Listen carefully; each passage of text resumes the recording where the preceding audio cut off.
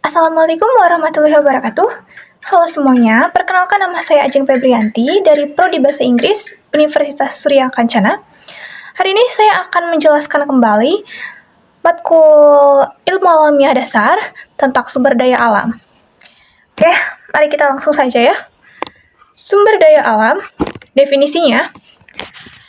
Sumber daya alam adalah suatu nilai potensi yang dimiliki oleh suatu materi atau unsur tertentu dalam kehidupan. Kalian bisa baca di slide ya. Dengan kata lain juga, sumber daya alam adalah segala sesuatu yang berasal dari alam yang dimanfaatkan manusia untuk kesejahteraannya. Sumber daya alam sendiri bisa ada yang berbentuk fisik, ada juga yang non-fisik. Nah, kita akan masuk ke klasifikasi sumber daya alam. Klasifikasi sumber daya alam itu dibagi menjadi 3, dan yang pertama itu adalah berdasarkan sifatnya. Sumber daya alam berdasarkan sifatnya itu juga dibagi menjadi 3. Yang pertama adalah sumber daya alam terbarukan atau renewable resources, yaitu sumber daya alam yang dimana jika sumber daya alam tersebut habis, maka dia mempunyai kemampuan untuk meregenerasi atau mereproduksi sumber daya alamnya gitu. Di sini contohnya ada hewan, tumbuhan, air, tanah, dan mikroba. Nah, yang kedua adalah sumber daya alam tidak terbarukan, yang ini kebalikannya dari yang sebelumnya ya, atau disebut juga sebagai non-renewable resources, yaitu sumber daya alam yang jika dia habis, maka ya udah habis, itu hilang. Di sini contohnya ada gas bumi, minyak tanah, batu bara, dan bahan tambang lainnya.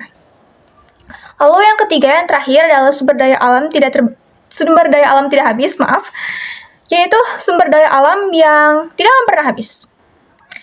Jadi bedanya dari yang sumber daya alam terbarukan itu kan dia itu kalau digunakan secara terus-menerus dan dalam jumlah besar itu bisa habis, namun walaupun habis juga dia bakal bisa mereproduksi diri kembali.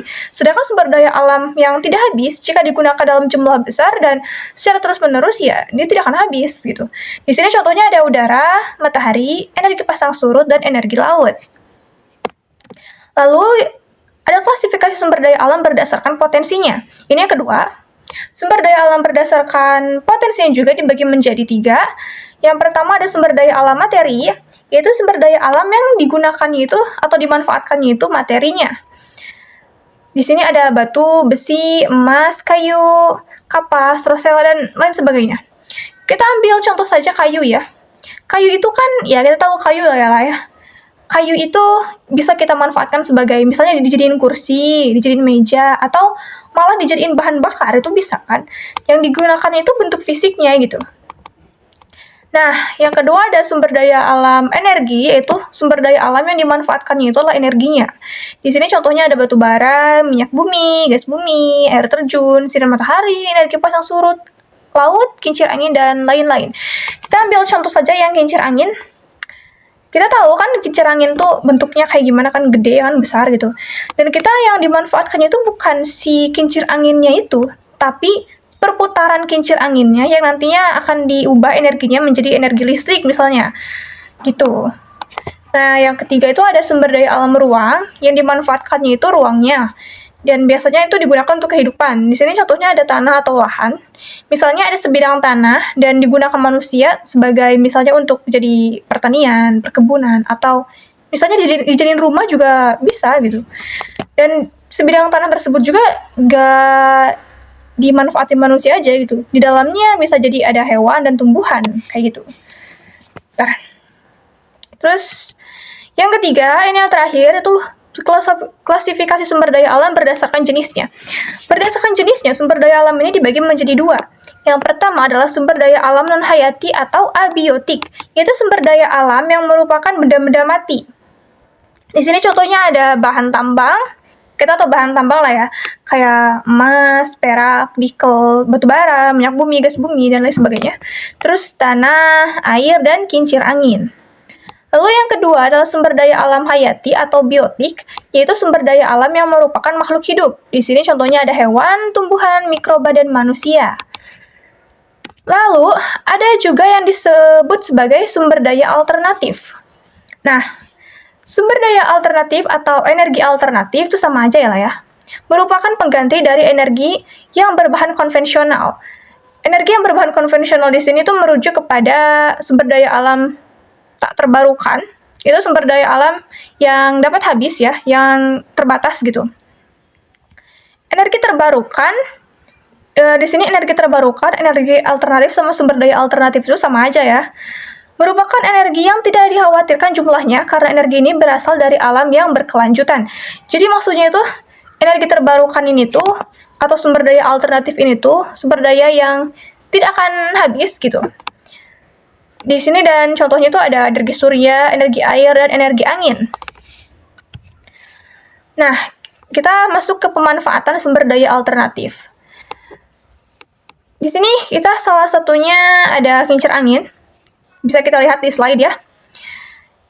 Nah, alat ini tuh bisa dijadikan sebagai energi alternatif, yaitu mengubah energi angin menjadi energi listrik atau energi kinetik menjadi energi mekanik.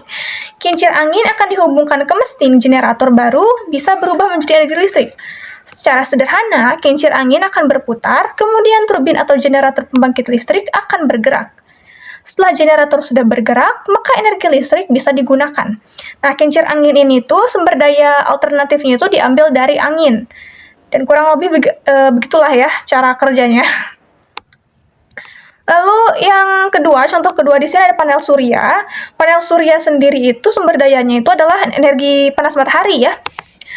Panel surya mampu mengubah radiasi matahari menjadi energi listrik karena di dalamnya terdapat suatu rangkaian sel fotovoltaik atau jika diartikan adalah cahaya listrik. Energi alternatif yang berasal dari ponsel, dari panel surya ini bisa digunakan pada benda apa saja, seperti perahu listrik, mobil listrik, lampu listrik, dan sebagainya. Akan tetapi, semua benda itu harus diletakkan pada panel surya. Maksudnya harus diletakkan panel surya gitu.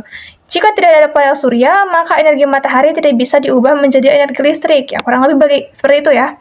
Jadi si panel surya ini harus ditempatkan di, kalau misalnya kita mau di perahu listrik ya, ditempatkannya di perahu listriknya gitu. Kayak gitu ya.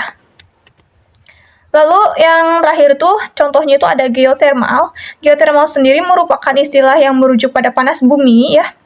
Jadi secara sederhana, cara kerja uap panas menjadi energi listrik seperti sumber uap panas yang berasal dari bawah permukaan bumi akan dibor. Kemudian, uap panas yang keluar dari lubang yang dibor lalu disaring dan digunakan untuk menggerakkan generator sehingga energi listrik dapat digunakan. Nah, panas bumi sendiri juga ternyata bisa diubah menjadi energi listrik. Dan kurang lebih begitu cara kerjanya ya. Nah, kurang lebih begitulah 3 contoh yang bisa saya berikan tentang pemanfaatan sumber daya alternatif, dan saya harap ini membantu ya. Kurang lebih begitu yang bisa saya sampaikan. Mohon maaf bila ada kesalahan. Wassalamualaikum warahmatullahi wabarakatuh.